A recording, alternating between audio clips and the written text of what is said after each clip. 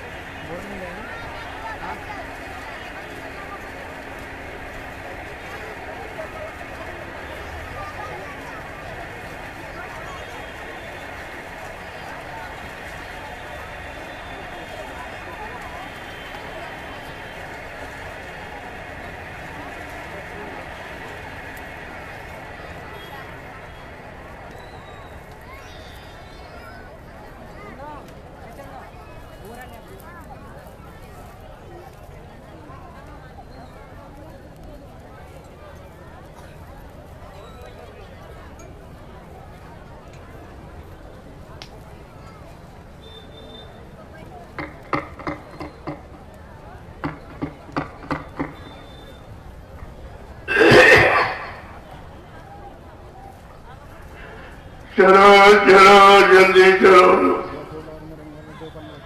दौड़ के आओ, सत्संग का समय हो गया। सब लोग सामने आगे बैठो, एक एक वचन वाणी को बड़ी सावधानी के साथ सुनो। सत्संग हमेशा आमने सामने फेस टू फेस बैठ के सुनना चाहिए, क्योंकि सत्संग वचनों का असर प्रभाव सीधे मन पे पड़ता, तब ये मन अपने गुनाहों को कबूल करता। मैंने कितना अच्छा किया, कितना बुरा किया, कितना पाप किया, कितना पुण्य किया, कितना सुख किया, कितना अशुभ किया। वैसे शैतान मन किसी से मानने वाला नहीं है।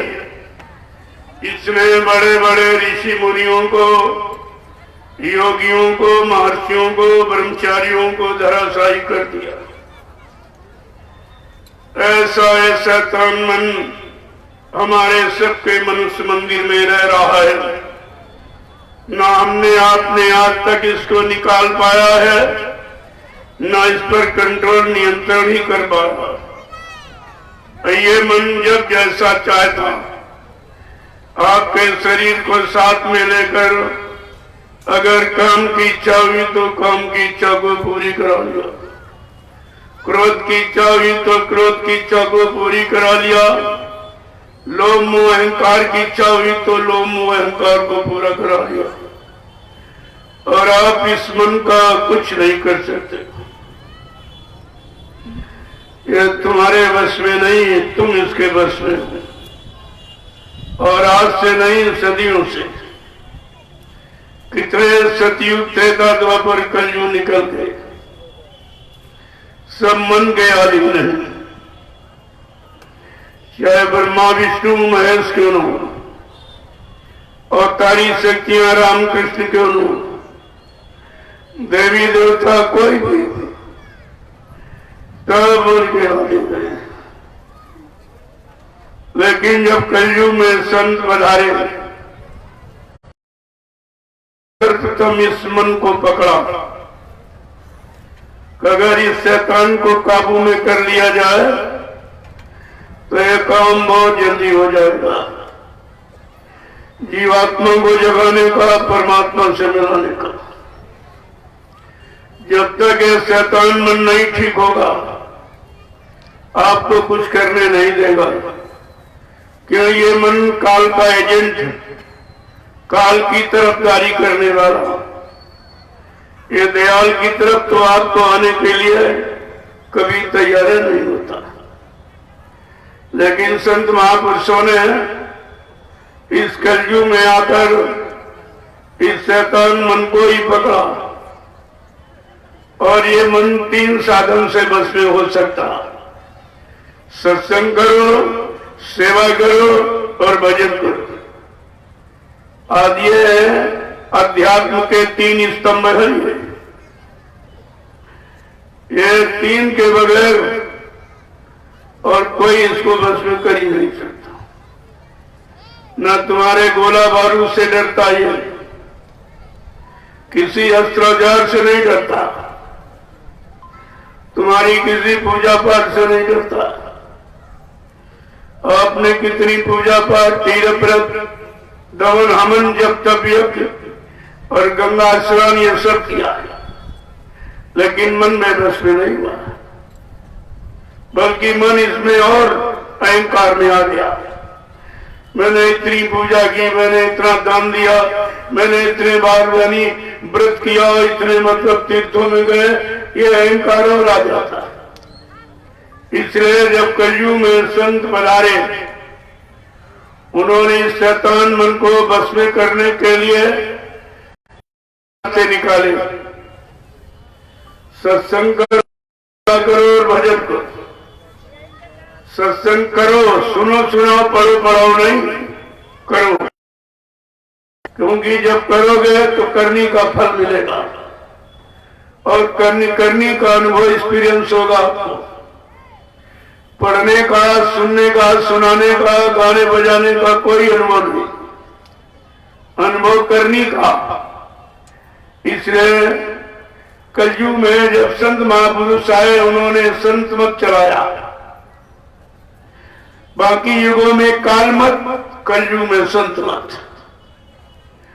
तो संतों ने इशारा करके कहा कि इस मन को बस में करो। कहा ये इसे भगने की पुरानी आदत है इसकी, ये भगेगा। लेकिन महापुरुषों ने कहा जाता है तो जान दो, लेकिन कसके राख शरीर, जैसे उतरी पड़ी कमान से कभी न चाले तीर। अगर ये भागता तो भागने दो, लेकिन शरीर का साथ मत देना। जब शरीर का साथ दे दोगे तो अच्छे बुरे पाप कर्मों को तुमको ले जाएगा और फिर तुम इसको रोक नहीं पाओगे। इसलिए शरीर का साथ मत दो। मन मारो, तन जारो, इंद्री भोग विसारो, इतना काम करो तुम अब की, फिर आगे की सतगुरु जानी। जो मन, बुद्धि, चित्त और शरीर, ये सबको आपने गंदा किया है। इतना काम आपसे करवाया जाएगा। सम्राट मालिक होते हुए भी इतना काम आपसे करवाएगा, लेकिन दया रखेगा, क्योंकि बिना दया के तुम इधर चल ही नहीं सकते हो। ये दया का हाथ लगाए रहते हैं। जैसे कुम्हार जब कच्चे बर्तन को पीट पीट कर अच्छा रूप आकार देता है, लेकिन वो गढ़े को नहीं पीटता, अंदर से दया का हाथ लगाता और अपने हाथ पर चोट लेता है। नहीं कच्चा बेटा तो एक चोट में फूट जाएगा। दया का हाथ लगाकर इसको सुघर सलोना अच्छा आकार रूप दे देता है। ठीक इसी तरह सद्गुरु दयाल दया का हाथ लगाकर तुम्हारे मन को करते हैं। सत्संग वचनों को सुनाकर, सेवा में लगाकर, सुमरन ध्यान भजन करा के इसको ठीक करके सच्चे अच्छे रास्ते की तरफ मोड़ के खड़ा कर देते। लेकिन बगैर उनकी दया के कुछ नहीं होगा। तुम चाहो कि हम कर लेंगे, तुम्हारे बस का कुछ नहीं। इसीलिए कहा था हमने तो युक्ति तुमको दे दी, नामदान। अगर कर सकते हो तो कर लो, अगर तुम्हारे बस का नहीं है तो फिर गुरु पर छोड़ दो। लेकिन जो गुरु जो कहे वो करो आप। ना आप छोड़ते हो, ना गुरु का कहना मानते हो, और तुम्हारे बस का कुछ है नहीं। इसलिए तुम अभी तक ठीक नहीं हो पाए हो। अपना बलपूर्वक अपनी बुद्धि लगाते रहते हो और तुम्हारी बुद्धि इसमें लगने वाली है नहीं, क्योंकि ये परमार्थी रास्ता ये मन बुद्धि चित्त का नहीं है, ये आत्मा का विषय है। आत्मा पकड़ लेगी, इसी को नामदान कहते हो। ये उसका आधार है। जब सदगुरु दयाल नाम डोर शब्द डोर जब जीवात्मा को पकड़ाते हैं और विश्वास के साथ जीवात्मा जब पकड़ लेगी तो अपने देश के लिए चल पड़ेगी। वैसे जाने वाली नहीं है। तुम कहो कि कोई शरीर की साधना व्रत हमन जब तबियत पूजा पाठ करके, तो ये जीवात्मा का विषय ही नहीं, ये तो शरीर इंद्रियों का विषय है। तो शरीर इंद्रियों से जब पूजा पाठ तीर्थ व्रत दान हवन जब गंगा स्नान करोगे तो क्या मिलेगा? मान मिलेगा, सम्मान मिलेगा, सामान मिलेगा। अगर आत्मा से भजन करोगे तो भगवान मिलेगा। ये भगवान पाने वाली युक्ति रास्ता, ये सामान पाने वाला। चाहे दोनों कर लो चाहे कर लो, वो तो तुम्हारे पर निर्भर करता है। लेकिन महापुरुषों ने किसी रास्ते को खंडित नहीं किया, दोनों रास्ते का अर्थ बताया कि शरीर इंद्रियों से करोगे शरीर इंद्रियों को लाभ मिलेगा, आत्मा रूह से करोगे तो आत्मा रूह को लाभ मिलेगा। ये रूह खुदा की है। जब रूह से इबादत करोगे तो खुदा खुश हो। तुम्हारे जिस्म और जमान कितनी इबादत, कितनी पूजा, कितनी आराधना प्रार्थना करो, लेकिन कोई काम होने वाला नहीं आपका। ये रूह खुदा की है। जामसीन पीर पैगम्बर औलिया मुर्शिद काबिल फकीर जब आपको मिलेंगे तो वो रूह को जगाने का रास्ता, रूह कैसी जगेगी, जीवात्मा कैसे जगेगी, उन फकीरों के पास वो रास्ता है, महात्मा संतों के पास रास्ता है। और ये रास्ता किसी के पास नहीं है। अगर होता तो तुम जवान से सॉरी चिल्लाए थे। कितने दिन से इबादत कर रहे हो, पूजा कर रहे हो, भजन कर रहे हो, लेकिन खुदा कभी आवाज देता, परमात्मा कभी हाना करता, देवी देवता कभी आपसे मिले जुले, ये कुछ नहीं हुआ। और उसी में जुटे पड़े हो, मिला भी नहीं अब भी जुटे।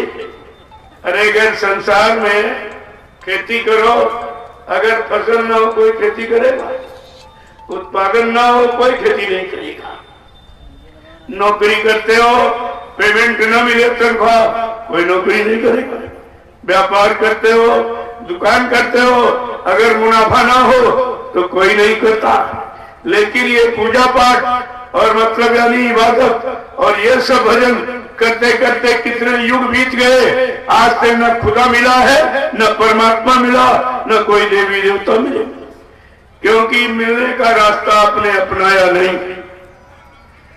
जब फकीर आए, फकीर का मतलब समझते हो, कोई मुसलमान हिंदू नहीं होता, चाहे संत कहो चाहे फकीर कहो एक ही बात, मुर्शिद कहो गुरु कहो एक ही बात, मुरीद कहो भक्त कहो एक ही बात, इबादत कहो भजन कहो एक ही बात। लेकिन तुम भाषा में फंस गए और परमात्मा खुदा भाषा में बंधा नहीं है। परमात्मा खुदा ने न कोई भाषा बनाई, न कोई मजहब बनाया, न कोई धर्म बनाया, न कोई फिरका बनाया, न मंदिर बनाया, न मस्जिद बनाया, न गुरुद्वारा बनाया, न धर्म स्थल बनाए, ये तो आपने बनाई। परमात्मा खुदा ने केवल एक इंसानी शक्ल बना के आपको दे दी। अब तुम इंसानी शक्ल को अपने मन मुताबिक, चाहे हिंदू कहने लगो, मुसलमान कहने लगो, सिख ईसाई कहने लगो, ब्राह्मण क्षत्रिय वैश्य हरिजन कहने लगो, छोटा बड़ा गरीब अमीर पढ़ा लिखा अनपढ़ स्त्री पुरुष, ये तुम कहने लगो। लेकिन खुदा ने कोई ऐसा फिरका नहीं बनाया, कोई मतभेद नहीं, और तुमने से मतभेद खड़ा कर दिया। ये जात पात आपने बनाई, आप ही झगड़ा करो, हिंदू मुसलमान में झगड़ा, सिख ईसाइयों में झगड़ा, ब्राह्मण क्षत्रिय वैश्य सज्जनों में झगड़ा, राजा रैयत में झगड़ा, पिता पुत्र में झगड़ा, भाई भाई में झगड़ा, पति पत्नी में झगड़ा, और यहाँ तो मंदिर और मस्जिद में भी झगड़ा। आपने जो बनाया वो झगड़े का, परमात्मा खुदा ने बनाया प्रेम का। प्रेम प्यार मोहब्बत से उस मालिक को याद करो, वो सबका एक ही है, मालिक सबका एक। इसीलिए उसने एक जिस्म और शरीर बना के दे दिया। इस जिस्म शरीर के नाते हमारी सबकी एक मानो इंसानी कौमियत जाती हुई, और मानव शरीर के नाते एक मानव इंसानी धर्म मजहब हुआ। इन मानव जातियों में एक ही रूह, एक ही जीवात्मा है, और इन जीवात्मा और रूहों का मालिक एक है। ये तो आपने कहा से कहा, जब से आपने दो बनाए, दो माने झगड़ा, द्वंद, दो माने दुविधा, शंका, ये आपने पैदा की। अगर फकीरों की जवान मुबारक अल्फाज बचनों को अगर सुन लेते, संत महात्माओं की मतलब यानी नीति रीति और ये बचन सिद्धांतों को मान लेते, तो ये देश में कोई झगड़ा नहीं। ये धार्मिक देश, मजहबी मुल्क, जहां तमाम तरह के यानी भिन्नता में तमाम जातियों के, तमाम मजहब धर्मों के लोग आपस में मिलकर रहते, मिलजुल करके, इसलिए इसको मजहबी मुल्क कहा गया। हिंदुस्तान धार्मिक देश, मजहबी मुल्क, जहां तमाम तरह के मजहब धर्मों को समानता, प्रेम प्यार मोहब्बत से सब एक दूसरे के काम आते, एक दूसरे से प्रेम करते, एक दूसरे की मदद इमदाद करते, और अपनी यानी सच्ची हक हलाल की कमाई खा करके अपना जीवन यापन करते। प्रेमियों कहीं झगड़ा नहीं था, लेकिन आपने हक हलाल ईमान की कमाई करना बंद कर दिया। सब एक दूसरे से ठगने लगे। पहले प्यार था, व्यवहार था, अब प्यार व्यवहार खत्म, केवल व्यापार आ गया। जब व्यापार आ गया तो व्यापार के लिए लिखा है, बनिया अपने बाप को ठगत न लागत बा। व्यापार में बाप बेटे को ठग रहा, बेटा बाप को ठग रहा। ये ठगी ठगा का मेला, और तुम जाएंगे हंस अकेला। इसी तमाम कर्म कुकर्म अच्छे बुरे करके यहीं पर फंस के रह जाओगे। इस देश से कभी आपका निकलना नहीं होगा, ये रूहें निजात नहीं पाएंगी, और ये जीवात्मा परमात्मा का दर्शन नहीं पाएंगे। अगर ये सब पाना है तो तुमको संत महात्मा फकीरों के वचन अख्तियार करने पड़ेंगे, मानना पड़ेगा, स्वीकार करना पड़ेगा। बिना उनके वचनों के माने परिवार समाज देश में खुशहाली नहीं आ सकती, ऐन चमन नहीं आ सकता, न्याय सुरक्षा रोजी रोटी सबको समान रूप से नहीं मिल सकती। ये सब आपको अगर पाना है तो फकीरों महात्माओं के वचन अपनाना। जब हुजूर पैगंबर मोहम्मद साहब आए इसी सरजमी पर, और खुदा का खुदाई राज जब बताने सुनाने लगे, तो यहाँ के मुसलमानों ने बड़ा विरोध किया। इतना विरोध, इतना परेशान तंग किया कि उनको मक्का से मदीना भगा दिया। उनको खुदाई पैगाम को सुना ही नहीं, और इनको काफिर कहके यहाँ से भगा दिया। अब ये अल्लाह का हल्ला मचा रहे हैं, तो अल्लाह से क्या अल्लाह मिल जाएगा।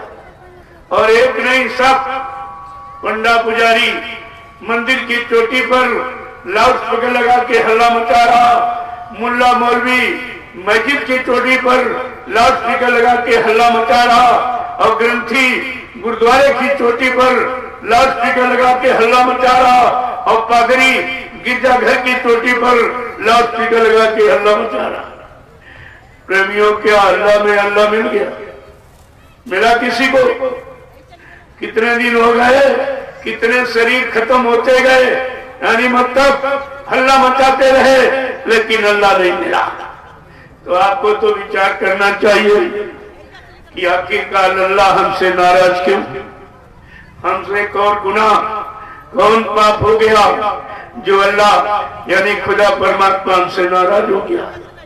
और ये भी नहीं विचार करते, 5-5 बार नमाज अदा करते, यानी 5-5 बार खुदा को बुलाते और खुदा एक बार भी नहीं बोलता। और कितने यानी मतलब वर्ष दिन महीना निकल गए, कितने शरीर जिस्म मरते गए, लेकिन खुदा नहीं बोला, न मिला, न आपसे कुछ कहा। प्रेमियों, अगर कोई आदमी को 2-3 बार बुलाओ न बोले तो आप कहते हो हमसे नाराज हो गए, फिर तुम उसकी नाराजगी का पता लगाते हो। लेकिन 5-5 बार नमाज अदा करने पर खुदा नहीं बोलता, तो आपने कभी पता लगाया कि खुदा हमसे नाराज क्यों आखिरकार नहीं बोल रहा? क्या गलती हो गई, क्या गुनाह, क्या पाप हो गया? आपको इस बात का पता लगाना चाहिए। तुम्हारे बस का नहीं है तो फकीरों के कदमों में जाओ और सिजदा और प्रणाम करो। सलाम प्रणाम एक ही बात, और उनसे गुनाहों की माफी मांगो और कहो हमसे खुदा क्यों नाराज है। मैं रोज 5-5 बार नमाज अदा करता हूँ, खुदा को बुलाता, लेकिन एक बार भी नहीं आवाज देता, न बोलता न कुछ कहता है।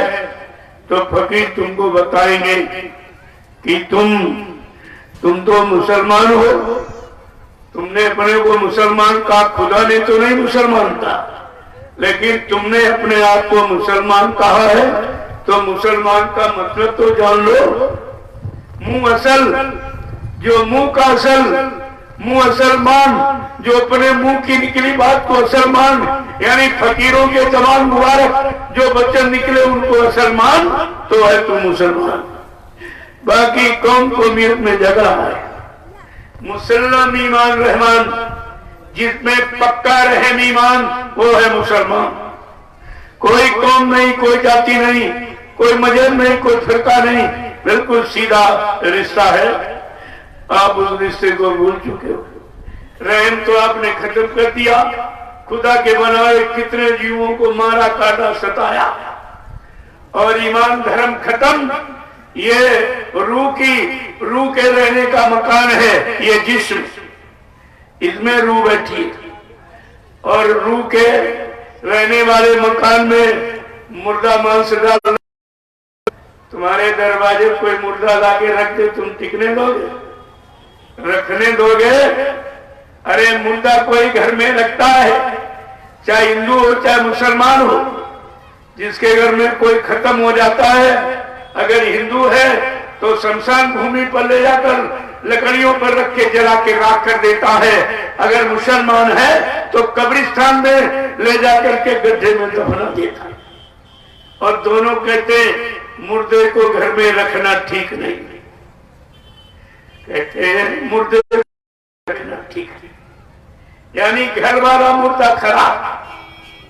जिसको पाला पोसा, जिसने कमा के खिलाया, दुकान मकान सब बनाया, वो मरा तो मुर्दा खराब, घर में नहीं रहेगा। यानी घर वाला मुर्दा घर में नहीं रहेगा, गांव मोहल्ले में नहीं रहेगा, कहाँ रहेगा? कब्रिस्तान में। और मुर्दा कहाँ रहेगा? रसोई घर में। बाजार वाला मुर्दा रसोई घर में, और घर वाला मुर्दा कब्रिस्तान में। ये कैसी बुद्धि है, कैसा ज्ञान है, कैसी जानकारी है? कहाँ से कुरान शरीफ पढ़ते हो, कहाँ से रामायण पढ़ते हो, कहाँ से फकीरों की बात मानते हो, कहाँ मस्जिद का जाना समझते हो, कहाँ मंदिर में गुहार पुकारते? अगर ये सब जानकारी हो जाए प्रभु, तो फिर एकदम शांतिमय, सुकून में सब प्रेम प्यार मोहब्बत से रहें। इसी को कहते हैं सतयुग, यानी सत्य का युग। सतयुग कोई आदमी नहीं है जो बाबा जी किसी देश से खरीद के ले आएंगे आपको पकड़ा देंगे। सतयुग वाले, जब तुम्हारी आंखें सत्य देखने लगे, कान सत्य सुनने लगे, वाणी सत्य बोलने लगे, पैरों से सच्ची जगह चल के जाने लगो, हाथों का काम करने लगो, मन से सच्चा संकल्प विकल्प और बुद्धि से सच्चा निर्णय, इसको प्रेमियों कहते हैं सतयुग। सतयुग माने व्यवस्था,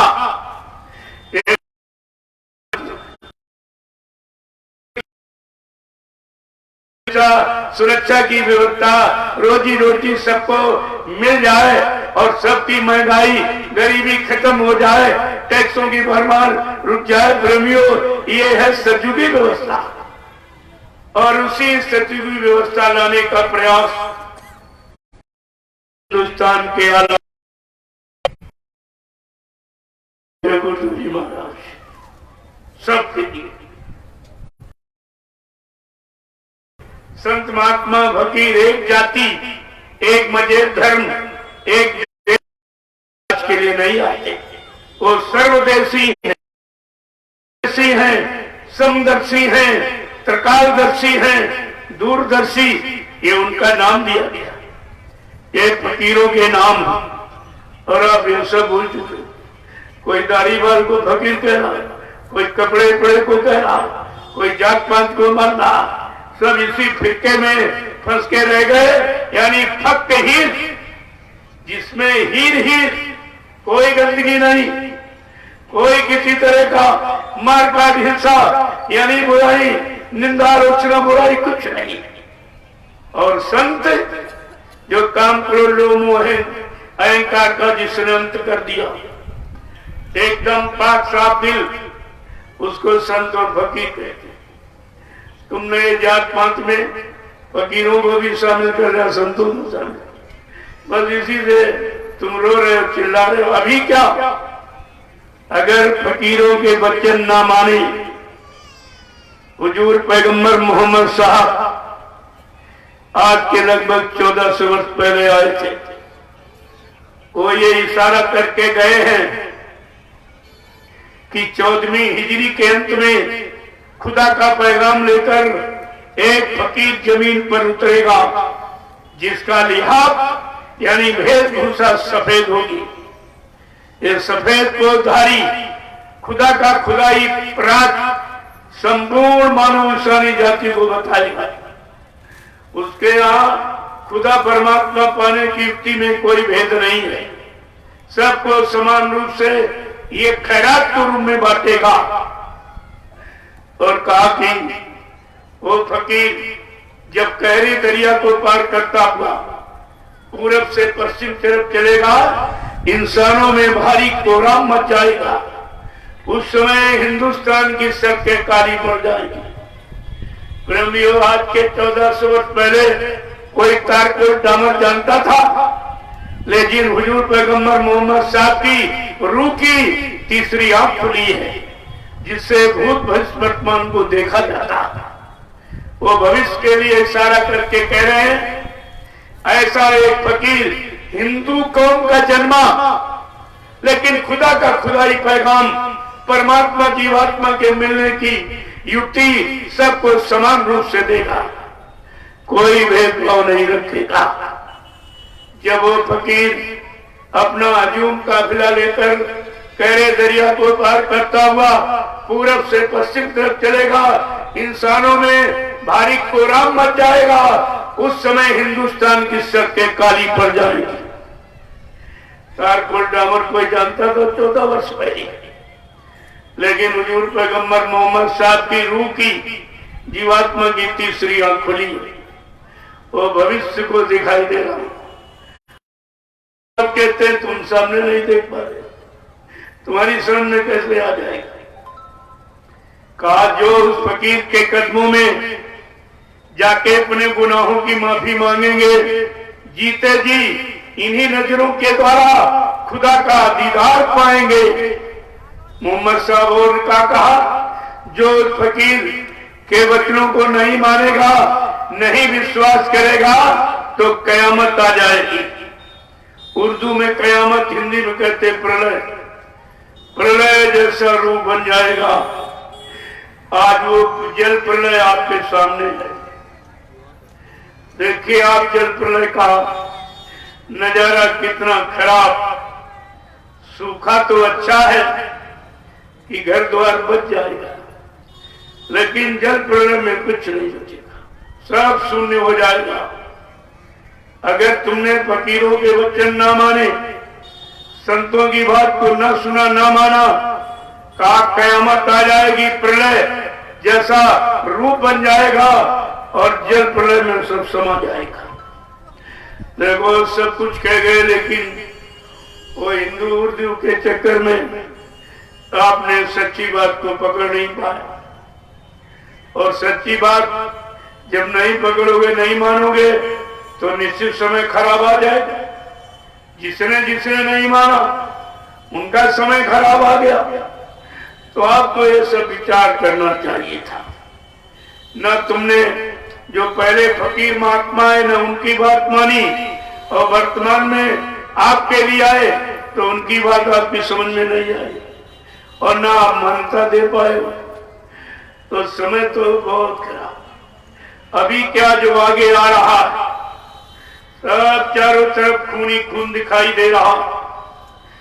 इतना खून खराबा होगा, ये धरती खून से रंग जाएगी। और धरती जब नाराज हो जाएगी, अगर करवट ले ली, पाताल में चला जाएगा। इसलिए धरती को नाराज मत करो। धरती पर पैदा होने वाले, जो धरती ने अपनी गोद में जीवों को दिया, पैदा पाल पोस के तैयार किया, उन जीवों को मारोगे, काटोगे, सताओगे तो यह धरती मां नाराज हो जाएगी। अगर ये नाराज हो गई और कर्मठ बदल दी तो ये सब रसातल में चला जाएगा, कुछ नहीं बचेगा। क्योंकि हम सब जीवों का आधार धरती ही है। बिना धरती के आप रह ही नहीं सकते हो, जी नहीं सकते हो, कोई काम नहीं कर सकते हो। धरती तो मूलाधार है, लेकिन आपने इस धरती को कितना खराब किया है।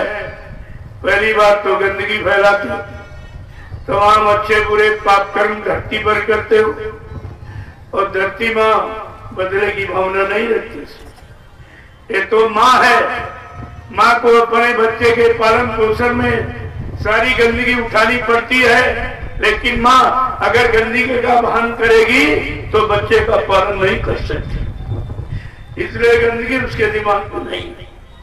लेकिन अगर मां की गोदी से बच्चे छीनकर कोई मार दे, काट दे, यही आप कर रहे हो।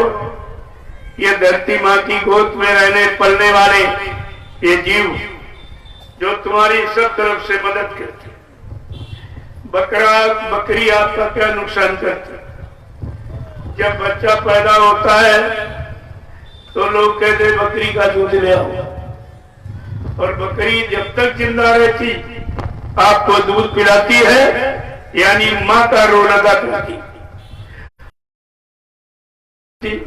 क्या रोल है तुम्हारा? मानवीय सिद्धांत क्या? मार काट के खा ले।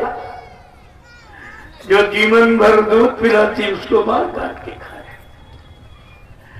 और ये मुर्गा, तुम्हारी विज्ञान की बनाई घड़ी फेल हो सकती, बंद हो सकती, लेकिन कुदरत की बनाई घड़ी, ये मुर्गा ठीक 4 बजे आवाज देता है, ए मुसलमानों जाग जाओ, खुदा की इबादत कर हो गया। अरे हिंदुओं जाग जाओ, भगवान के भजन का, देवी पूजा पाठ का समझ। कितने अच्छे नेक भले काम के लिए आपको जगाता है। तुम्हारा जरा अपने मानवीय व्यवहार पर दृष्टि, तब तुमको समझ में आएगा, ऐ मनुष्य तू पशु से भी गुजरा, तो से तो पशु नीच है। जिसको न गीता सुनाई, न कुरान बाइबल कुरान पढ़ाई, न मस्जिद कोई ले गया, लेकिन फिर भी वो अपने भोजन पानी की पहचान रखता है। और आप भोजन पानी भूल गए। परमात्मा खुदा ने हम कितनी अच्छी व्यवस्था खाने की, सीजनल अनाज सीजनल दालें, सीजनल सब्जियां, फल फूल मेवे, दूध मक्खन मलाई घी, प्रेमियों इसको कहते शाकाहार। ये शुद्ध आहार है और शाकाहारी हम लोग, हमारा जन्मसिद्ध अधिकार है। बच्चा चाहे मुसलमान घर में पैदा हो चाहे हिंदू घर में, क्या किसी माँ ने पैदा होने के वक्त अपने बच्चों को अंडा खिलाया, मुर्गा खिलाया, बकरा खिलाया, मछली खिलाई कि शराब पिलाई? हर माँ ने अपना दूध पिलाया है। ये शुद्ध हम लोग जन्म से ही शाकाहारी, सदाचारी, ब्रह्मचारी पैदा ही हुए। ये 3 गुण लेकर इंसान पैदा होता है, शाकाहारी, सदाचारी और ब्रह्मचारी। लेकिन जैसे परिवार में जन्म हुआ, परिवार का जैसा खान पान मिला, परिवार की जैसी कमाई खाई, जैसी संग सोबत अपनाई, उसी से सब बिगाड़ हो गया। पूरे हिंदुस्तान में बिगाड़ इसी बात का। इस पर किसी की दृष्टि नहीं जा रही। अगर बगैर कारण के निवारण नहीं होगा, लगाओ ये सब व्यवस्था क्यों बिगड़ रही है, मानव को मार काट क्यों रहा, ये हिंसा क्यों बढ़ रही है, चोरी डकैती कत्ल बलात्कार क्यों बढ़ रहा? जब तक कारण का पता नहीं लगाया जाएगा, निवारण कोई कर ही नहीं सकता।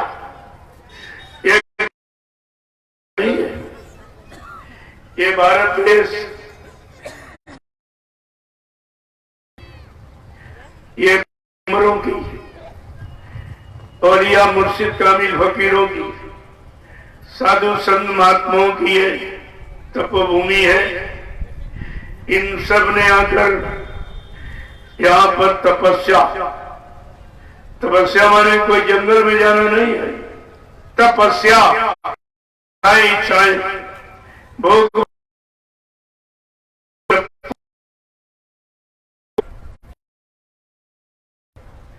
जब अर्थ का अनर्थ करोगे तो निश्चित शंका में फंस जाओगे।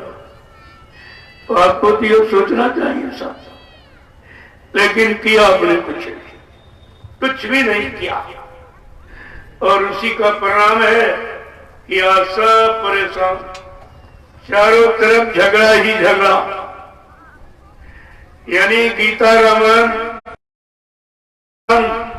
गुरु ग्रंथ साहब, 4 वेद, 6 शास्त्र, 18 पुराण, 19 उपनिषद, क्या यही शिक्षा दे रहे हैं कि आपस में लड़ो झगड़ो, आपस में मारकाट करो, एक दूसरे का नुकसान करो, एक दूसरे को परेशान करो? क्या किसी धर्म मजहब ऐसी आपको शिक्षा देता है? फिर आपने ये किया किससे पूछ के, कहां पढ़ के, कहां उससे पूछ करके आपने ये सब किया? ये आपकी है मनमानी। जब मनमानी जिसने की वो मारा गया। बराबर आपको सचेत कर रहा है, साक्षी गवाह है कि जिसने वक्त और समय की सच्ची नीति रीति को नहीं माना वो मारा गया। सतयुग का अपने बेटे प्रहलाद की सच्ची अच्छी बात नहीं माना, मारा गया। वो विद्वान ब्राह्मण रावण 4 वेद, 6 शास्त्र, 18 पुराणों का गया था, उसने समय के जगाए नाम मारा गया। द्वापर का इतिहास कह रहा है जिसने समय की धर्म, मजहब और अच्छी नीति और मां बहन बेटी की पहचान को जब भुला दिया तो मारा गया। ये आपका इतिहास तवारीख कह रही है और इस समय यही हो रहा है। क्या लोगों ने उस इतिहास को नहीं पढ़ा? अगर इतिहास को सामने रखो तो तुम्हारा वर्तमान अच्छा हो जाएगा। अगर भूत को मान लिया तो वर्तमान ठीक हो जाएगा। जब वर्तमान ठीक हो जाएगा तो भविष्य निश्चय ही अच्छा होगा। और वर्तमान आपका खराब है और सब तरफ से खराब है। चरित्र से देखने उठने से वर्तमान खरीद कर खराब कर रहे हो तो भविष्य अच्छा कैसे होगा? भविष्य तो वर्तमान पर टिका हुआ है। इसीलिए जो पहले आए हैं उनकी बात को मान लो तो अपना वर्तमान बना लोगे। वर्तमान बन जाएगा तो आने वाला भविष्य अच्छा ही होगा। लेकिन इस बात को आप समझी कहां रहे हो?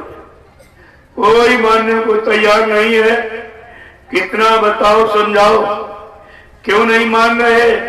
विनाश काले विपरीत बुद्धि।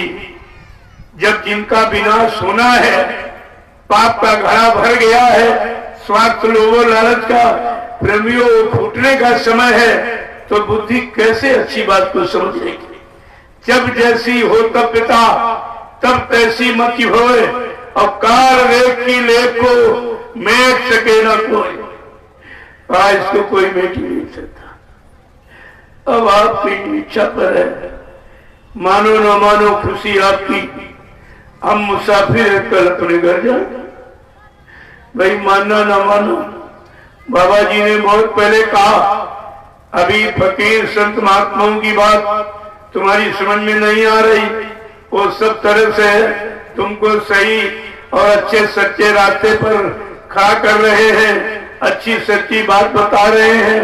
और मतलब अगर उनकी बात को ना माना गया, उन पर ना विश्वास किया, तो कयामत की घड़ी, प्रलय की घड़ी आपके सामने आ जाएगी। अभी तो महात्मा भक्ति समझा रहे, जगा रहे, चिता रहे, होश में ले आ रहे, अच्छे बुरे पाप पुण्य की पहचान करा रहे, माँ बहन बेटी बहू की पहचान करा रहे। अभी तो समझा रहे, अगर उनकी न बात न माना तो पीछे कुदरत खड़ी है, अपने एक डंडे लपड़ थप्पड़ में 20 करोड़ का वारा करते जा रहे। 20 करोड़ एक झटके में चले जाएंगे। ये बात आपको तो समझनी चाहिए। क्या आप कुदरत की मार से बच सकते हो? बचने का सामान कोई आपके पास है? ये तो आपको विचारी करना चाहिए। जब खराब समय का संकेत इशारा हो रहा और लक्षण भी दिखाई दे रहे कि निश्चित बहुत जल्दी ही ये विनाश की स्थिति आने वाली है, क्योंकि इंसान कोई अच्छी सच्ची बात को मानने को तैयार नहीं, न सुनने को तैयार, न मानने को तैयार। और तो करने की बात तो छोड़ ही दीजिए। जब सुनेगा मानेगा नहीं तो करेगा कैसे? तो कुदरत अपना काम करेगी। कुदरत का काम तुम्हारे हित में नहीं होगा और कुदरत के काम को तुम बर्दाश्त भी नहीं कर सकते।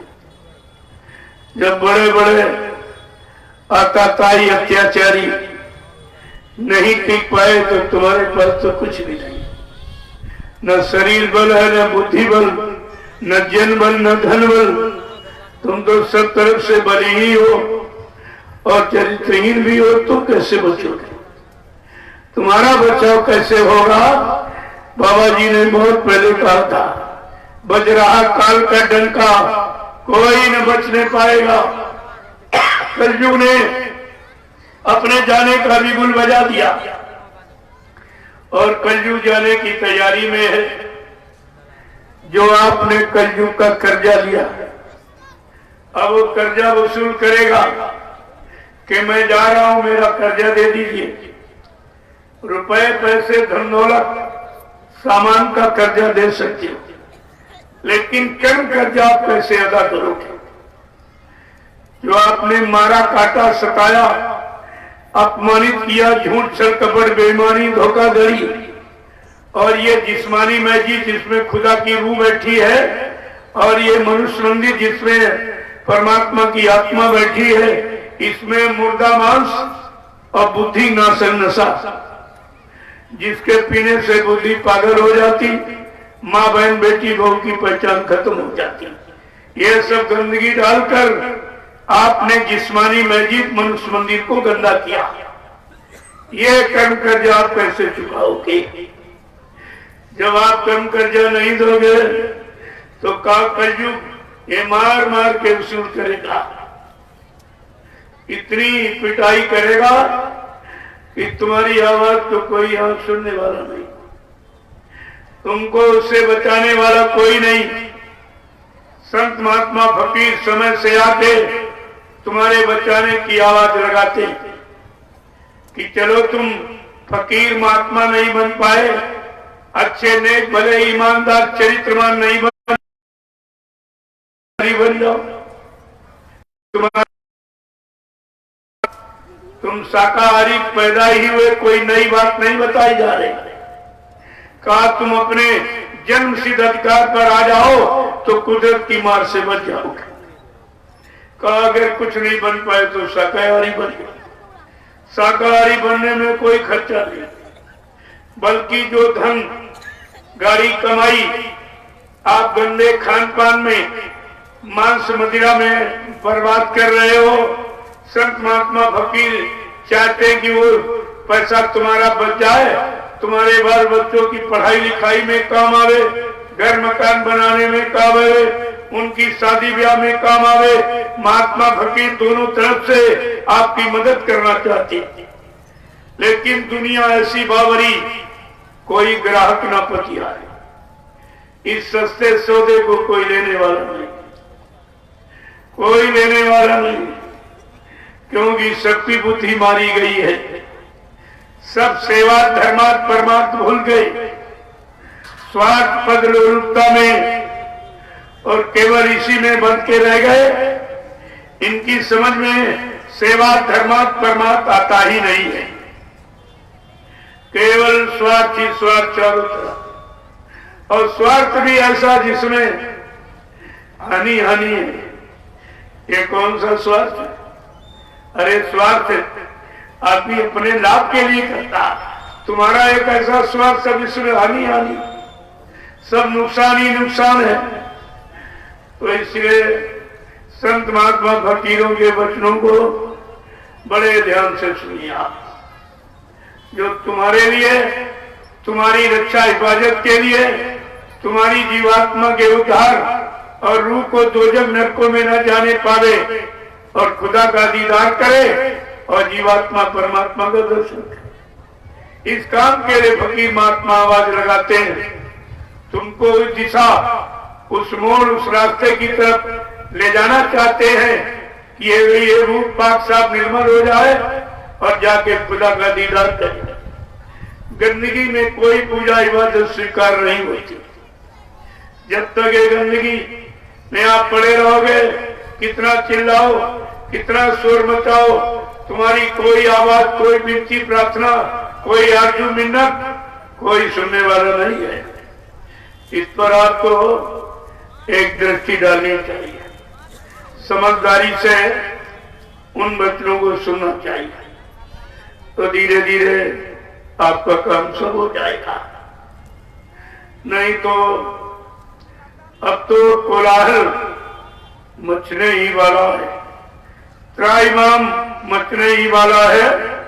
बाबा जी ने बहुत पहले कहा था, ऐ हिंदू मुसलमान सिख ईसाइयों, ऐ ब्राह्मण क्षत्रिय वैश्यों, तुम अपने लाभ की बात सुन लो, अपने कल्याण की बात सुन लो कि आगे कोलाहल मचने वाला है। ये सारा विश्व, हिंदुस्तानी नहीं सारा विश्व कुदरत के चपेट में आके खड़ा हो जाएगा और इसको बचाने वाला कोई नहीं। जो जिम्मेदार लोग काले नीले पीले हरे लाल झंडे लिए घूम रहे हैं, ये अपने अपने झंडों को फेंक कर अगर तुम्हारे जय गुरुदेव प्रभु परमात्मा खुदा घाट के झंडे के नीचे अगर ना जाए तो इस बाबा, इस महात्मा फकीर को तुम फकीर महात्मा मत मानना। कितनी बड़ी बात आपके लिए, आपके समाज के लिए, आपकी सुरक्षा रक्षा हिफाजत के लिए। और नहीं मानोगे, अभी वक्त है गुनाहों से तौबा कर ले, फिर न कहना कि हमने सुना था पैगाम नहीं। अभी वक्त है, फकीरों के पैगाम कलाम को सुन लो, जो खुदा का खुदाई राज 4 भागों में आया हुआ।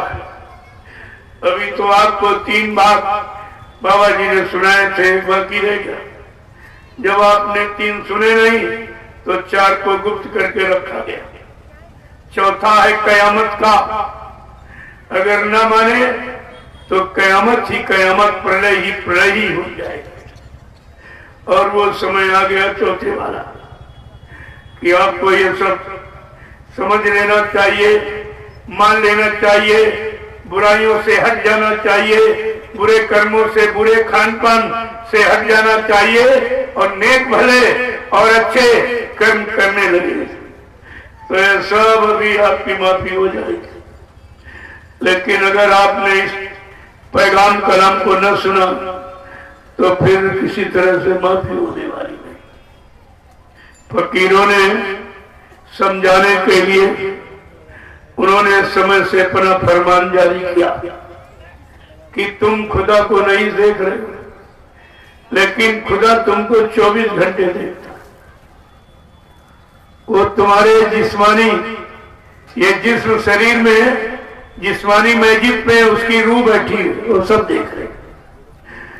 परमात्मा की आत्मा बैठी सब देख रही है कि आप क्या कर रहे हो, कितना अच्छा कर रहे हो, कितना बुरा कर रहे हो, कितना गंदा खान पान फैला डाल रहे हो, सब देख रहे हो। और जिस्म तुम्हारा जाएगा नहीं, चाहे जिनको इससे गुनाह कर रहे हो, शरीर के लिए खुदा के ही बनाए कितने जीवों को मारा, काटा, सताया, और जिसमें एक जवान लगी उसके क्षणिक स्वाद के लिए, और जिस्म भी गड्ढा खोद के दफना दोगे, जवान भी, ये सब यही गड्ढा खोद के बाहर दी जाएगी।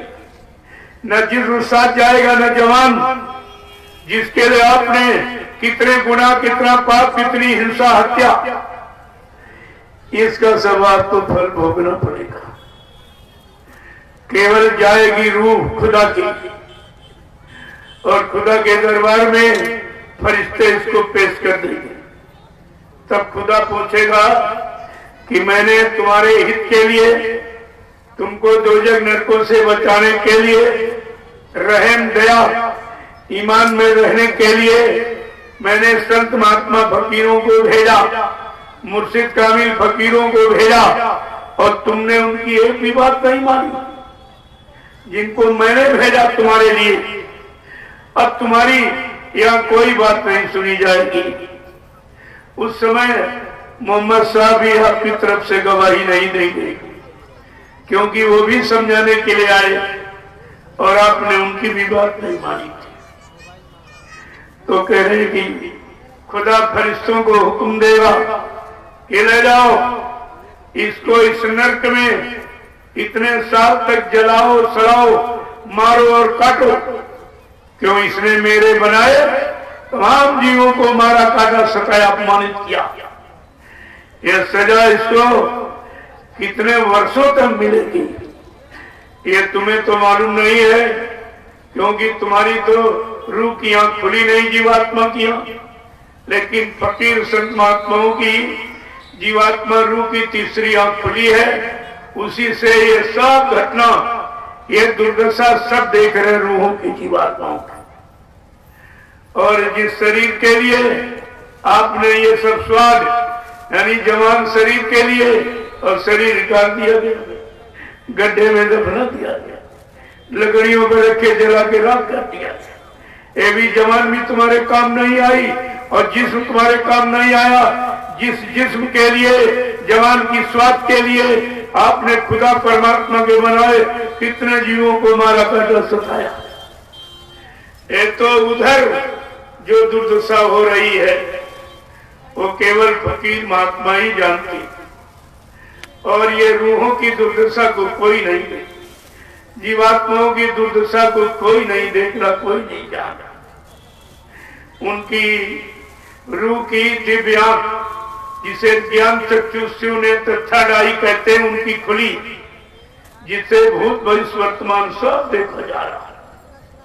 वो ये देख रहे हैं कि बेचारी निरपराध, बेगुनाह, निर्दोष रूहें, जीवात्माएं ये सताई जा रही, क्योंकि जीवात्मा ने कुछ खाया पिया नहीं, उसने कोई अनैतिक कार्य किया नहीं, लेकिन मन के संग दोष के कारण, ये है संग का दोष। तभी कहा संगत गुण आवे संगत गुण जान, दाख मास भी श्री एक भाव विकार। संगत का प्रेमियों असर होता है, अच्छी संगत करोगे अच्छे बन जाओगे, बुरों की संगत करोगे बुरे बन जाओगे। ये तो नियम बना हुआ है।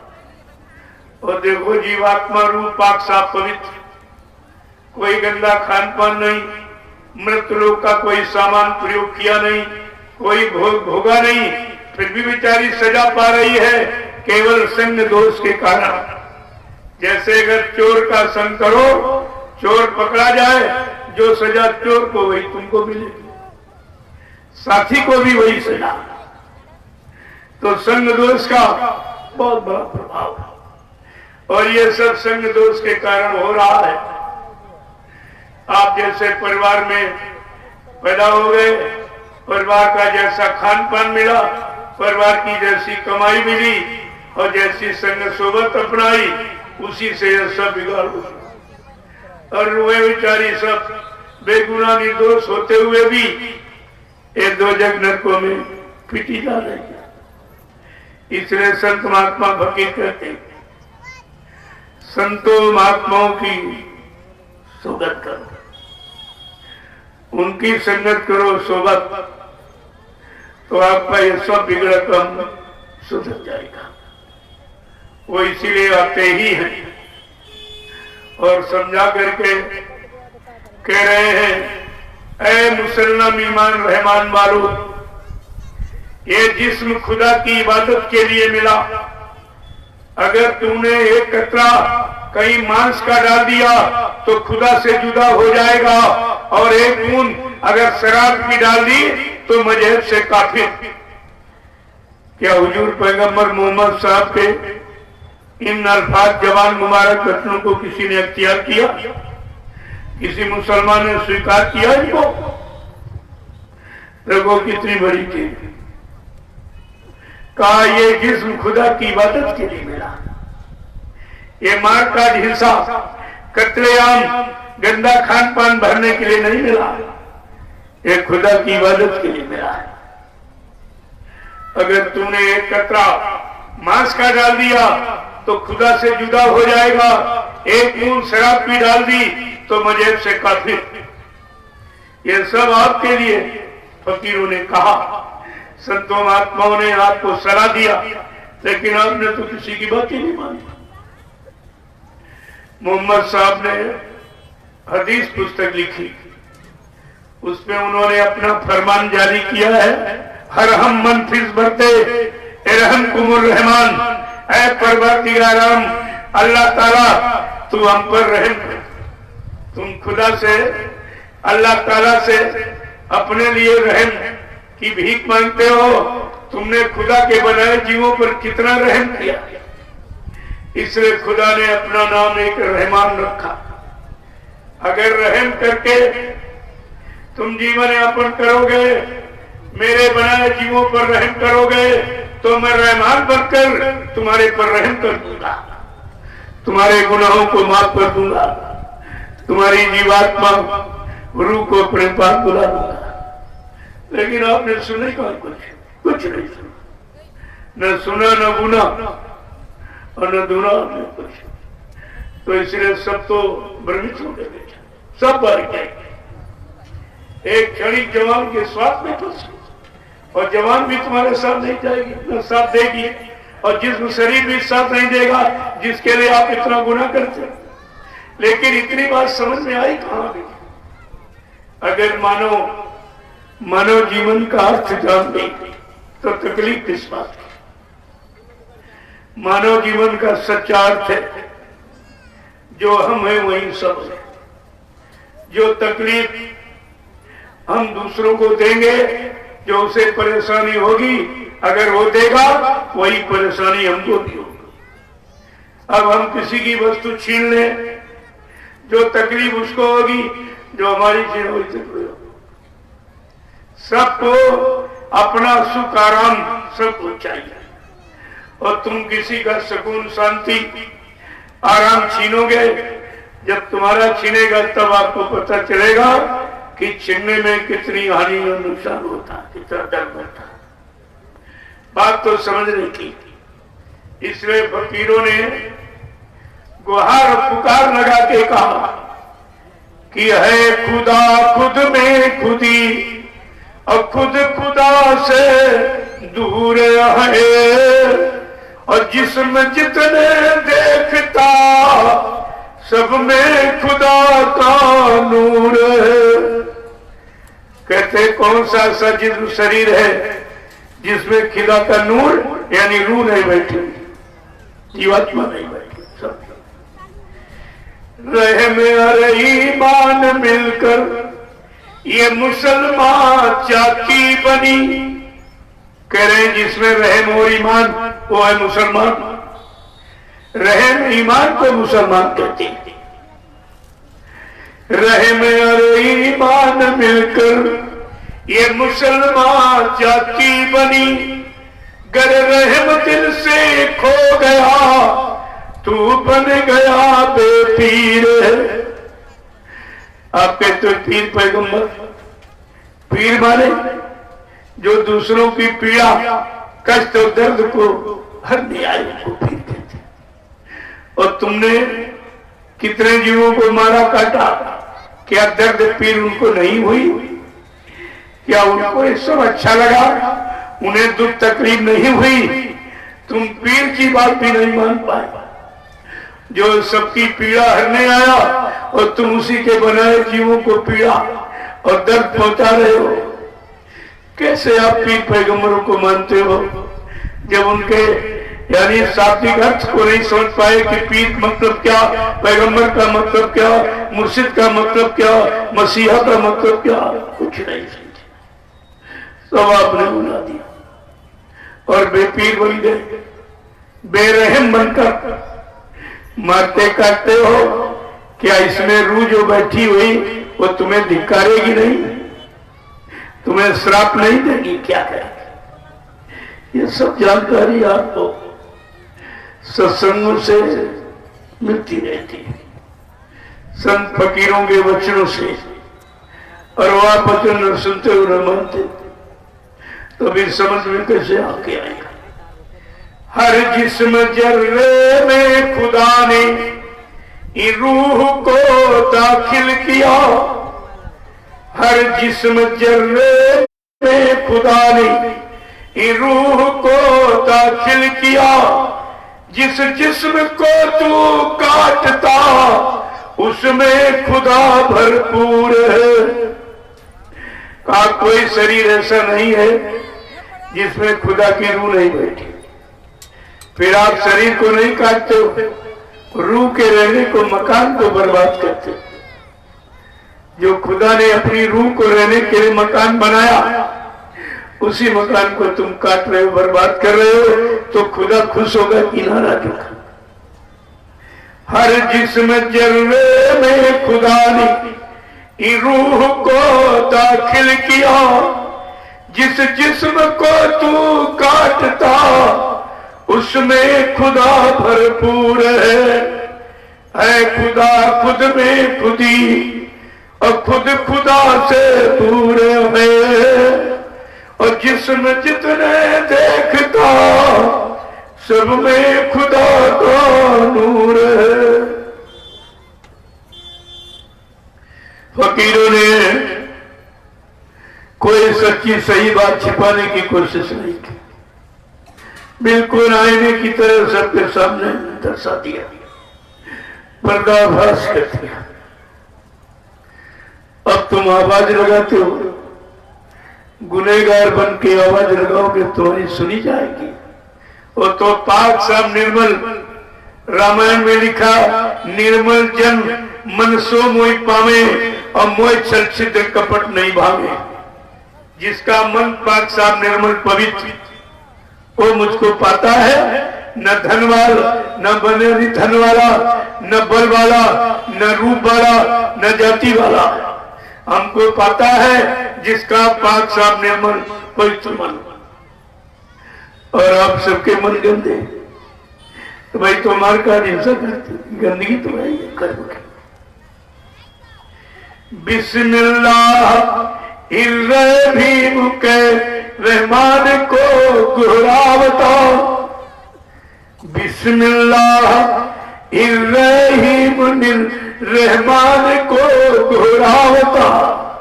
बन गया तू खुद वो कातिल, समझे खुदा को दूर।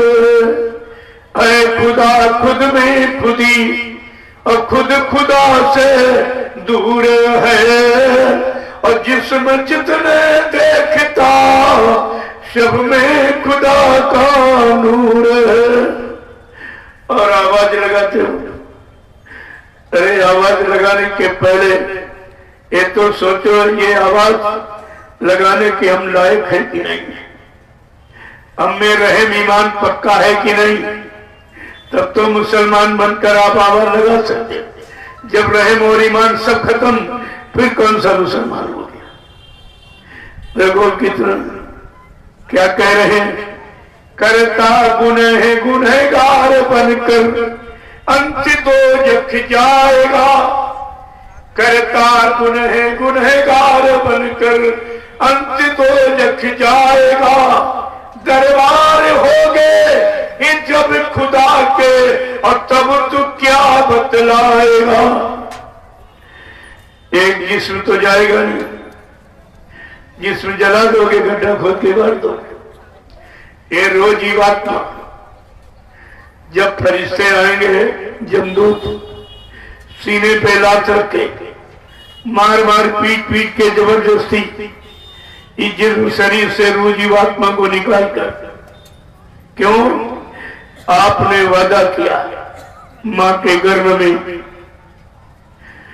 जब बच्चा 5 महीने का हो जाता, ये पिंड 5 महीने का, तब हरकत करने लगता। और उस समय मां का मलमूत्र बच्चे के मुंह पर से 24 घंटे निकलता, क्योंकि उल्टी स्थिति गर्भाश की, मुंह नीचे पैर ऊपर, एक टांग दिया जाता उल्टा कर। यह है गर्भवास की सजा। और रूह जीवात्मा बिचारी वहां किसको पुकारे, वहां तो कोई बैठा नहीं,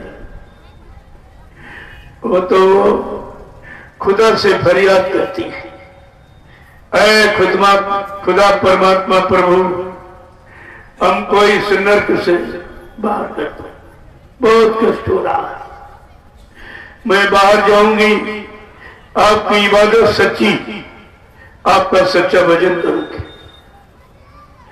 रामचरितमानस में लिखा है संत फकीर गोस्वामी जी महाराज ने कि अब प्रभु कृपा आकर यही भांति, और सब तज भजन ने कर्म 3 राती। वो तरीका विधि अपनाओ, जल्दी से हमको इस नरक कुंड से बाहर करो। जब मैं बाहर जाऊंगी तो खुदा की इबादत, भगवान का सच्चा भजन करो। आप इबादत भजन का वादा करके आए हो, पूजा का करके नहीं आए। ये पूजा पाठ तीर्थ व्रत का वादा नहीं किया था, भजन का वादा किया। यही विधि होए नाथ हित मोरा, करो सुबेगी दास में थोड़ा। जो विधि तौर तरीका आपके पास हो, मुझे तो मालूम नहीं, वही तरीका अपना के जिस तरीके से हमारा ये काम कर दो, मुझे नरक कुंड से बाहर कर दो, मैं जाऊंगी और दिन रात तुम्हारा भजन और इबादत ही करूंगी, और कुछ नहीं। इस जिस्म से ये वादा किया, इबादत तो भूल गए, मार काट में पड़ गए, हिंसा में पड़ गए, झूठ छलक भर बेईमानी, जो खुदा से वादा किया भूल गए, प्रभु से प्रतिज्ञा की वो भी सब भूल कर किया। कहां के फंस गए। क्या कह रहे हैं, करता गुनह गुनहगार बनकर अंत दोजख जाएगा। दरबार हो गए जब खुदा के, और तब तू क्या बतलाएगा। फिर सजा फरमाने को भी खुदा मजबूर है। जब फकीरों के पैगाम करो और संतों के वचन वाणी नहीं मानोगे तो कहते खुदा भी मजबूर हो जाएगा, भगवान भी सजा देने के लिए। और उस समय रामकृष्ण तुम्हारी मदद नहीं करेंगे और उस समय मोहम्मद साहब तुम्हारी गवाही नहीं देंगे, क्योंकि आपने ये पैगंबर ही थे। ये अवतार को पैगंबर को एक ही बात है, जितने अवतार हुए जितने पैगंबर सब आपको सच्ची अच्छी नेक भली सलाह देने के लिए आए। तुम्हारे यहाँ 8-10 अवतार माने जाते, कच्छ मत्स्य 12 नरसिंह, अरे बाबर भगवान राम और कृष्ण, मोहम्मद साहब और गौतम बुद्ध, ये 10 अवतार, ये 10 पैगंबर आए आपको सही सच्ची नेक भली सलाह और रास्ता बता के कि तुम्हारी रूह दोजख नरकों में न जाए। आत्मा मतलब यानी, और यह सब यानी किसी तरह से पाक साहब निर्मल पवित्र खुदा का दीदार कर अपना जिस्म सार्थक हो जाएगा। लेकिन आपने किसी की बात मानी कहा तो कहते फिर सजा फरमाने को भी खुदा मजबूर है, क्योंकि पैगंबर और तारी शक्तियां खुदा परमात्मा के भेजे हुए, जब उनकी बात नहीं मानोगे तो खुदा मजबूर हो जाएगा। कहा तुमने भेजे मेरे भेजे पैगंबरों की बात नहीं मानी, अब तुम्हारी यहां कोई सुनवाई नहीं होगी। तब फरिश्तों को आदेश देता, ले जाओ इसको इन नरकों में, इन दोजकों में इतनी साल तक सड़ाओ, काटो और मारो। प्रेमियों, ये दृश्य तो केवल फकीर महात्मा जिनकी दिव्य दृष्टि खुली वही देख रहे हैं, वही आपको मृत लोक मंडल पर आकर आपको इशारा करते हैं कि तुम्हारी रूह जीवात्मा की है दुर्दशा उधर होगी। इधर जिस्म जलाया जाएगा, गड्ढा खोद के गाड़ा जाएगा, उधर रूह जीवात्मा पीटी जा रही। दोनों दीन बिगाड़े तुमने, ना ग्रही ना त्यागी, आपने दोनों दीन बिगाड़ दिए। इधर भी कुछ नहीं शरीर से, उधर रूह जीवात्मा के लिए कुछ नहीं। कितना भारी आपने नुकसान किया है, इस नुकसान की तुम्हें खबर ही नहीं कुछ, क्योंकि जब तक रूह की दिव्य आंख का नाक नहीं खुलेगा तब तक सत्य संतों के फकीरों के ये पैगाम कलाम तुम्हारी समझ में नहीं आएगी। शरीर के कानों का विषय नहीं है और रूह जीवात्मा के कान का विषय। महात्मा फकीरों ने, महात्माओं ने बहुत नेक भली आपको सलाह दी। अंत में लास्ट वार्निंग समझा के क्या कहते कि शुक्र कर ले उस खुदा का और जिसने ये दिया, उस खुदा परमात्मा का शुक्र गुजार कर जो अपनी बात तुझे पशु पक्षी कीड़े मकोड़ों में न भेज कर ये जिस्मानी मस्जिद और मनुष्य मंदिर तुझे दे दिया। किसके लिए? जब ये मानव तन, मानव जिस्म में जीवात्मा रूह आएगी तब उसको जगने का और खुदा का दर्शन, परमात्मा का दर्शन करने का पूरा अधिकार है, और किसी जिस्म शरीर में नहीं, जबकि जीवात्मा सभी शरीरों में। ऐसा क्यों? कोई शरीर एक तत्व का, कोई 2 तत्व का, कोई 3 तत्व का, कोई 4 तत्व का, लेकिन मानव पंच भौतिक शरीर, ये जिस्म 5 तत्वों से चित जल पावक गगन शरीरा पंच तत्व या रचित शरीरा, परमात्मा खुदा ने 5 तत्वों को मिलाकर जल पृथ्वी अग्नि वायु आकाश, इन 5 मसालों को मिलाकर विचित्र कारीगरी से ये जिस्मानी मस्जिद मनुष्य मंदिर को तैयार किया और इसी में अपनी चेतन रूह और जीवात्मा को बैठा दिया। और आप ये कुछ समझते नहीं कि जिसमें कौन बैठा, किसने बैठाया। तो आपको तो ऐसे, जब हम सब खुदा के ही हैं, रूहें सब खुदा की हैं, तो रूह खुदा के नाते हम सब भाई भाई तो फिर ये मार काट हिंसा कैसे कर रहे आप? क्या भाई को मार रहे? लेकिन ये समझ, ये ज्ञान, ये तालीम, शिक्षा, ये संत महात्मा फकीरों की जब तक वो नहीं सुनोगे तब तक तुम्हारे अंदर सच्चे ज्ञान का उदय नहीं होगा। आप सच्चाई को समझ नहीं पाओगे कि शुक्र कर ले उस खुदा का और जिसमें जिसने ये दिया, अब पाक रखे इस जिस्म को सबने इसे सिजदा किया। कहा इसलिए खुदा ने मेहरबान होकर, मेहरबानी करके आपको ये जिस्मानी मस्जिद दी है। कहा इसे पाक साफ रखना। इसी को लोग सलाम प्रणाम सीधा करते। इतनी बड़ी चीज देखिए। कहा उस खुदा का शुक्र गुजार कर। अपनी बार मिल गया फिर नहीं मिलेगा। ये जिस्म शरीर बार बार नहीं मिलेगा। ये तो करोड़ों जन्मों की तपस्या, करोड़ों जन्म के पुण्य और करोड़ों जन्मों की सेवाएं।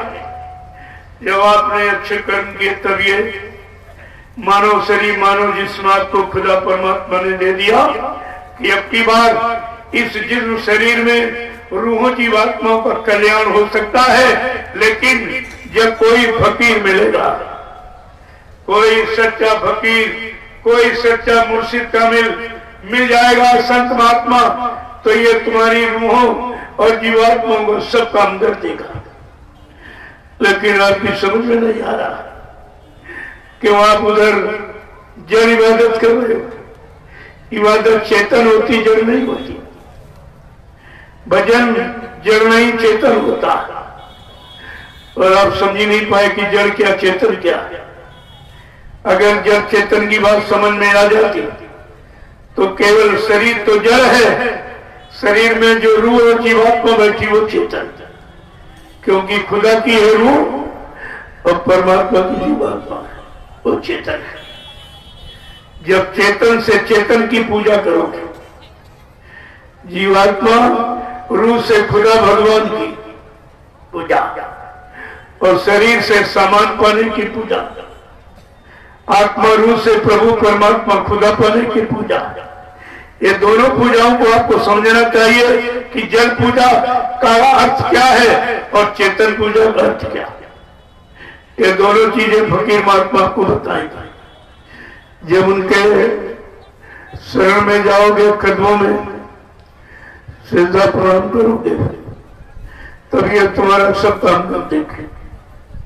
लेकिन तुम पहचाने तुम्हारे पास नहीं है। तुम तो भाषा में फंसे, उर्दू और हिंदी में फंसे, बाहरी बनावट में फंसे, और जबकि अंदर में रूह जीवात्मा समान रूप से कोई अंतर नहीं। खेल तो रूहों जीवात्माओं का है और तुम अज्ञानता बस इन शरीरों का खेल समझ रहे हो। यही अज्ञानता है। इसी अज्ञानता को संत महात्मा फकीर मिटाने के लिए आते, लेकिन आप उनको समझते नहीं, उनको पहचान ही नहीं पाते। तुम हिंदी उर्दू के चक्कर में, हिंदू मुसलमान के चक्कर में पड़े हो, तुम पैगाम कलाम सुनते ही नहीं हो। आए हैं लेके पैगाम खुदा का वो, इन फकीरों को कोई पहचाना नहीं।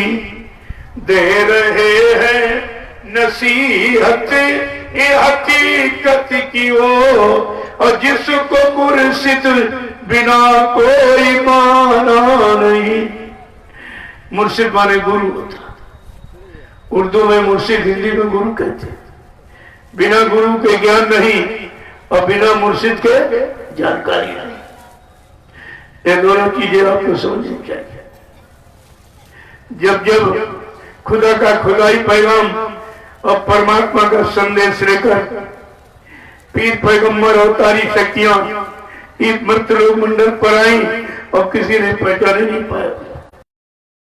पहचाना भगवान राम आए थे, उनके माँ बाप नहीं पहचान पाए थे कि हमारा बेटा ईश्वरी शक्ति विनाशकारी ताकत लेके आया दुष्टों का संहार करने या धर्म की स्थापना करने आया। किसी कोई पहचान नहीं थी।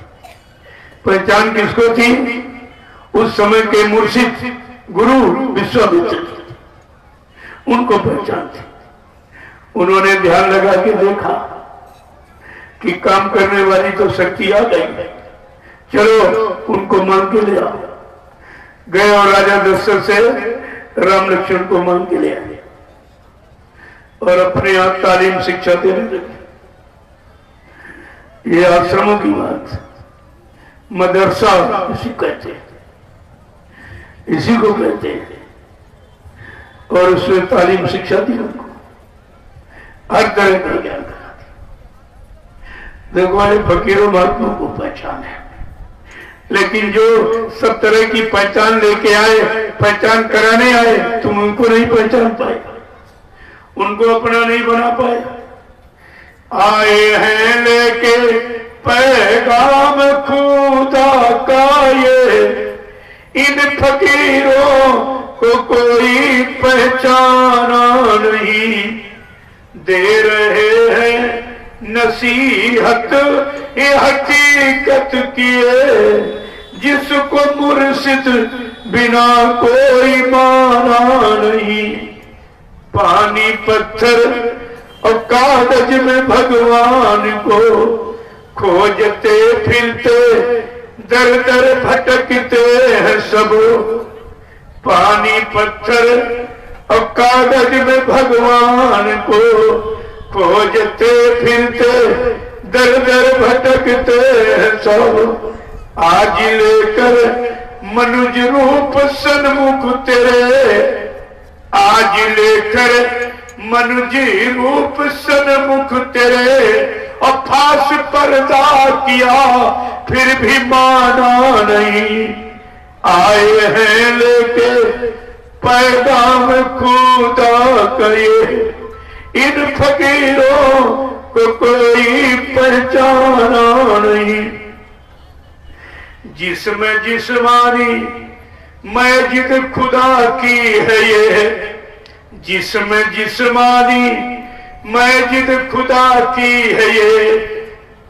देखिए कितनी बड़ी चीज कहते हैं, जिसमें जिस्मानी मस्जिद खुदा की है ये। कहा ये जिस्मानी मस्जिद खुदा की यही है। जो आपने ईंट पत्थर की बनाई वो तो नकली है, वो इंसान की बनाई, ये भगवान खुदा की बनाई। तो भगवान खुदा अपने बारे में रहेगा कि तुम्हारे बारे में रहेगा? इतना भी नहीं आप समझ पाए। जिसमें जिस्मानी मस्जिद खुदा की है ये, रूह से कर इबादत सुबह शाम तू। रूह से कर इबादत सुबह शाम तू। रहम करना ये रहमान का हुक्म है, रहम करना ये रहमान का हुक्म है। अब इन्हें इसके खुदा दर्श पाना नहीं, बिना इसके खुदा दर्श पाना नहीं। आए हैं लेके पैगाम खुदा का ये, इन फकीरों को कोई पहचाना नहीं।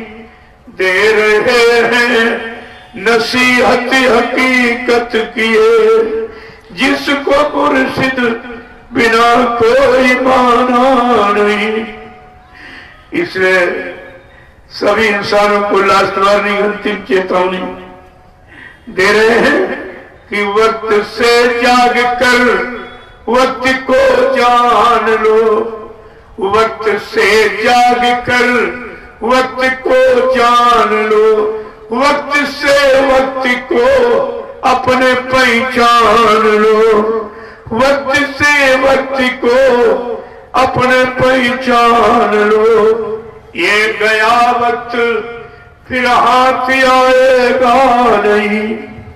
ये गया वक्त फिर हाथ आएगा नहीं। मुर्शिद ने सब कुछ इशारे में बतला दिया। आए हैं लेके पैगाम खुदा का ये, इन फकीरों को कोई पहचाना नहीं। रबियो जब आए किसी ने नहीं पहचाना, क्योंकि पहचान बगैर मुर्शिद बगैर गुरु के कोई बता ही नहीं सकता। और तुम मुर्शिदों गुरुओं के पास जाते नहीं हो, उनमें भेदभाव देखते हो कि हिंदू है कि मुसलमान है कि क्या है कौन है। मतलब इसी फिरके में आपने, इसी अंतर में आपने सब कुछ अपना बुला दिया, खो दिया। देखिए अब फकीरों को रोना आ रहा है। फकीर रोते आप हंसते, क्यों? वो अपनी रूह जो जीवात्मा के लिए रोते कि मेरी रूह इन शरीरों में है, ये सब रूह के रहने के मकान शरीर को काट पीट के बर्बाद कर रहे हैं। उनको बड़ा रोना आ रहा है, इनका होगा क्या? रो के क्या कह रहे हैं कि खुदा तेरे बंदों का क्या होगा, खुदा तेरे बंदों का क्या होगा, जो शाम को न करती न सुबह करते इबादत, इन शैतानों का क्या होगा, खुदा तेरे बंदों का क्या होगा, जो रहम से है खाली, जो रहम से है खाली, इन गुनहगारों का क्या होगा, खुदा तेरे बंदों का क्या होगा। लेकिन आप हंसते और रोते हैं, उनको रूहों का, जीवात्माओं का दर्द मालूम है और तुमको मालूम है, और रोते हैं तो हंसते हो। देखिए और कहते हैं मेरे रोने पे है हंसने वालों, मेरे रोने पे है हंसने वालों, तुमने ये राज समझा नहीं है, मेरे रोने पे हंसने वालों, तुमने ये राज समझा नहीं है, कोई तौबा ही तड़पा रही है, कोई तौबा ही तड़पा रही है, आदमी खुद तड़पता नहीं है, मेरे रोने पे हंसने वालों, तुमने ये राज समझा नहीं है, कोई तौबा ही तड़पा रही है, आदमी खुद तड़पता नहीं है। जय गुरुदेव, जय गुरुदेव, जय गुरुदेव, जय गुरुदेव। नाम किसका? प्रभु का प्यारा नाम। विश्व के प्रथम मसीहा, युग प्रवर्तक, सतयुग के निर्माता, वैचारिक क्रांति के जन्मदाता, परम पूजनीय स्वामी जी महाराज। जय गुरुदेव जी। विभिन्न प्रांतों से, जनपदों से, शहरी ग्रामीण से, अंचलों से आए हुए समस्त धर्मानुरागियों, हर मजहब धर्म के मानने वाले प्रेमियों, ये बड़ा सौभाग्य का दिन है